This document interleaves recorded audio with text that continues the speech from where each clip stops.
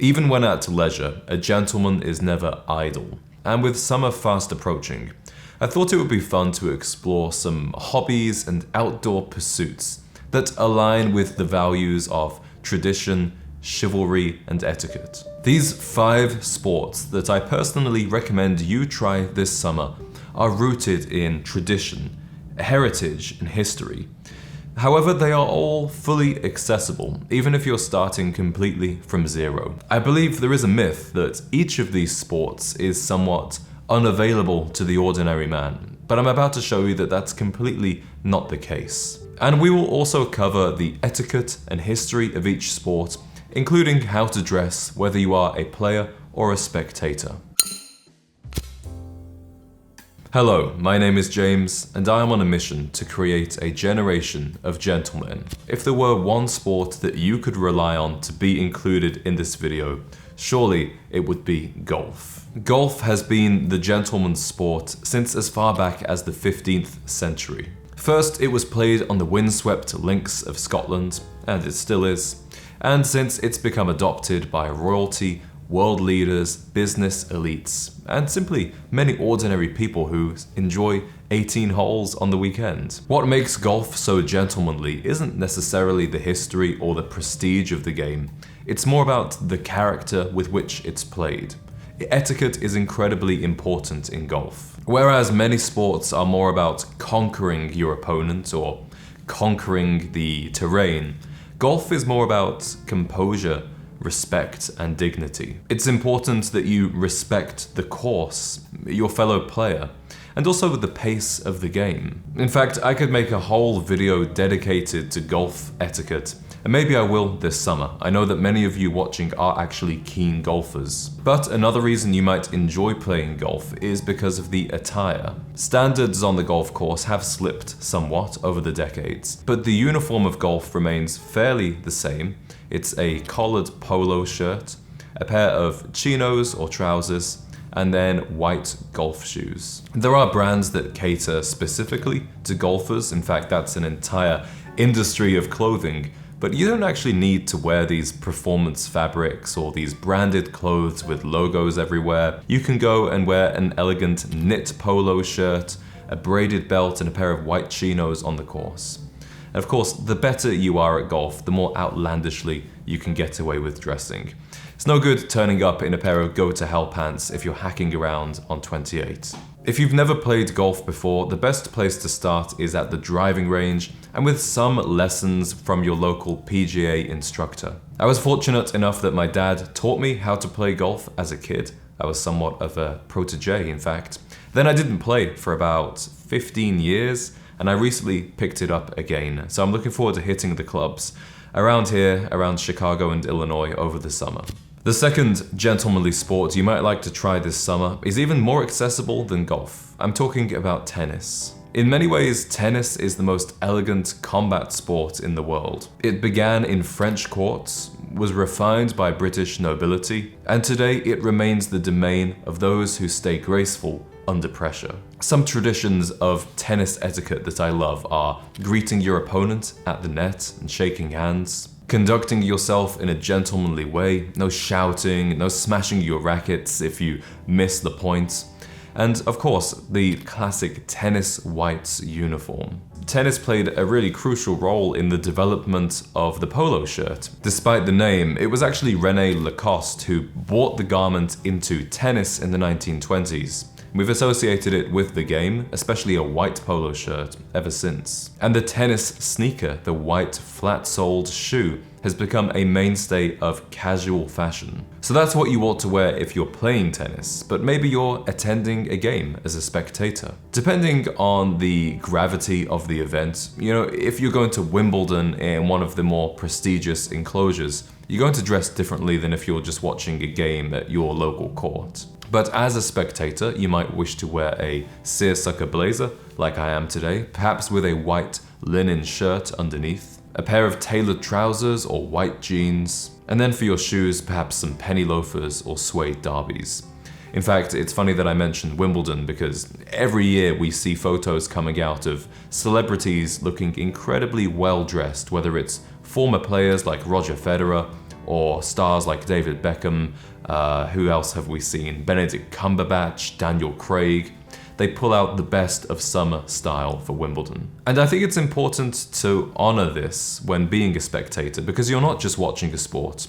You're taking part in a tradition that dates back centuries. And what's great about tennis is that it's actually free to play in most cities. Most cities and towns have tennis courts that are open to the public all summer. I hit the courts many a time over this summer in Chicago, and I'll be doing the same in just a couple of months. Next up, let's talk about sailing. You see, sailing isn't just a sport, it's more of a metaphor. To sail, you must work with nature, with calm, focus, and of course, the correct technique. And for a very long time, it's been a mark of leadership and control, whether you were a naval officer or simply a Harvard grad in Nantucket. There's a certain sense of humility that comes with being on the water, and it takes a unique blend of courage and respect. When on the boat as a sailor, there is a clear hierarchy and respect that's involved. You must follow your captain's orders. You must be on time and be appropriately dressed. And you must show respect to your competitors if you're in a race, when you're docking and when you're racing. Now, what should you wear if you're on a boat as a crew member? Well, despite the stereotype, you definitely don't need to wear a Breton shirt. Typically a polo shirt, pair of shorts, and some boat shoes, often Sperry's. That's the go-to uniform, and I personally believe that the only time boat shoes actually look stylish is when you're on a boat. There are also many opportunities to get involved in sailing as a spectator. Whether you're watching a huge global tournament like the America's Cup, which I found out was actually originated in 1851, and it's the oldest sporting tournament that's still going. Whether you're watching something like that or simply a smaller regatta at your local yacht club, the way you dress, it's more of a kind of preppy, summery type of vibe. So pastel chinos, maybe a seersucker blazer or a linen blazer, loafers or espadrilles, and of course maybe a Panama hat or simply a baseball cap will do. Nautical style is all about being simple and purposeful, breathable and comfortable, yet still as stylish and elegant as you can be. Now, sailing might seem like one of the least accessible sports known to man. I mean, most of us don't own a boat. However, you can get involved if you live in a place that's on the lake or on the ocean. There will be a local yacht club, and it's very likely that that will teach beginners how to sail. I'm actually doing this myself this summer. It was about $750 for an 8-week weekly course learning how to sail. And once you become involved as a crew member, you're able to help out on the boat. You will be invited on many people's boats as a crew member or just to hang out. So if you're not at that level where you can afford to buy a boat and sail it yourself, then learn how to sail and you'll find yourself on boats all of the time. The next sport I'd like to talk about is polo, also known as the sport of kings. Polo isn't just riding around on horses. A better way to think about it is it's like chess played at a very high speed and with mallets. Polo has become the signature sport of the aristocracy, but it actually has its origins in ancient Persia, and it's been refined by cavalrymen and nobility over the centuries. Polo etiquette emphasizes respect for the players, the sport itself, and of course the horses. Being a spectator at polo is kind of like being a spectator at golf. You have to stand behind the lines. You can cheer respectfully, but do not shout or do anything that might startle the horses. One interesting tradition about polo that's still around is during halftime, spectators are invited onto the field to stomp down those divots that have been made by the horses during play. In terms of the attire worn by players, polo is quite possibly the most stylish sport of all time. It's no surprise that Ralph Lauren pretty much adopted the sport and its uniform as his inspiration for his brand. How you ought to dress as a spectator really depends on the magnitude of the game. If you're attending a small local match where you simply park your car next to the field and pull out your deck chairs and a picnic, then a polo shirt and some white jeans or chinos is perfectly adequate. But if it's a bigger event or more of a serious tournament, you might enjoy wearing a linen suit or a seersucker jacket, a polo shirt underneath, and if there's ever a time to pull out that Panama hat, this is definitely it. Check out the events listings this summer for your local polo club. You'll find that typically they allow guests for around $20–25 each. And as I said, you simply park up your car, bring your own deck chairs and a picnic and enjoy the game. And if you are interested in trying out polo for yourself as a player, again, most clubs and equestrian centers will offer introductory lessons for beginners. So even if you've never even been on a horse before, they'll take you on a 6 to 8 week course, help you understand the fundamentals of the game. We all know that the weather over the summer isn't completely reliable and perfect, so I thought I'd include an indoor sport as the final sport on this list. I'm talking about fencing. More than any other combat sport, fencing prioritizes etiquette, poise, and dignity. It originates from the traditional art of dueling, when men would settle their disputes, if not with pistols at dawn, then with swords, and the first to draw blood would be declared the winner.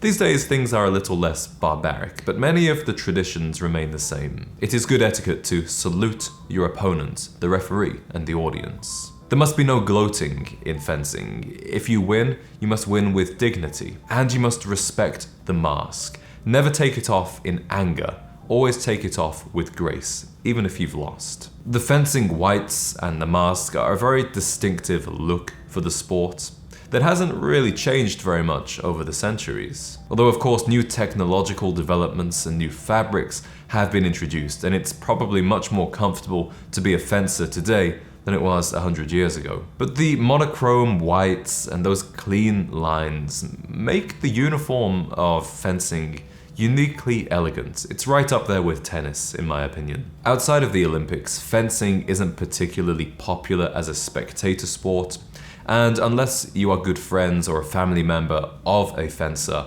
it's very unlikely that you will ever actually watch fencing in the flesh. But if you do, or maybe you are going to the Olympics to watch fencing, think minimalist European style. Something like a navy blazer, a turtleneck, and dark trousers. Remember, you are watching a duel of intellect, not just a duel of bodies. So I think it's important to respect that and dress the part. As long as you live in a reasonably sized town or city, there will be a fencing academy near you, where even if you're a complete beginner, you can begin taking part in this ancient tradition of dueling, respect, and mastery. Remember, gentlemanly sports are about more than competition. They cultivate your composure, your etiquette, and even your style. And as I hope I've made clear in this video, you don't need to be rich to take part. You don't need to be a natural in ability. You just need the curiosity and the commitment, and everything else will follow. So this summer, choose one sport and master it, and carry all of the grace, all of the etiquette, and sportsmanlike behaviors that you learn from this pursuit into everything else that you do in life. Let me know down in the comments which sport you will be taking part in this summer, and if you would like to see some videos exploring the unique etiquette and style of golf, sailing, polo, tennis, and even fencing. I look forward to seeing you in the next video.